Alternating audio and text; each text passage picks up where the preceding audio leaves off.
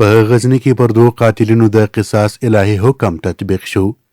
د افغانستان اسلامي امارت سترې محکمې خبر ورکړی چې نن د غزني په مرکز د علي لالا کلي په فوټبال سټیډیوم کې پر 2 قاتلینو باندې د قصاص الهي حکم تطبیق شو. سترې محکمې په یو خبرپاڼه کې ویلي لومړی قاتل سید جمال د میدان وردګو ولایت د سید آباد ولسوالۍ د لوړې کلي اصلي او فعلي اوسیدونکی و.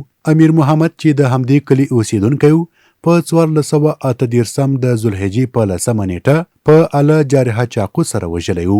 د خبرپاڼې له مخې دوهم قاتل ګلخان د غزني ولایت د اندړو ولسوالۍ د سلیمچار دیوال کلي اصلي او فعلي اوسیدونکی و.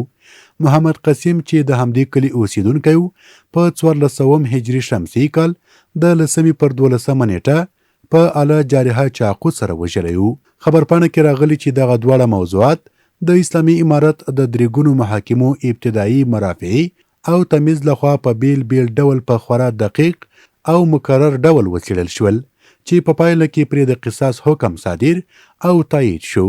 وروسته دغه حکمونه د اسلامي امارت د زعیم د علی قدر امیر المؤمنین حفظه الله لخوا هم د دغو موضوعاتو په اړه د وروستي احتیاط په منظور فوق العاده خبر نه وشوه چې په پایله کې په قاتلینو باندې د قصاص شرعي حکم د تطبیق امر ورکړل شو او نن د 1445 هجري قمري کال د شعبان الاعظم د میاشتې په 11مه نیټه د غزني ولایت د مرکز علي لالا کلي په فوټبال سټیډیوم کې د هیوادوالو په یوه مجموعه کې تطبیق کړي.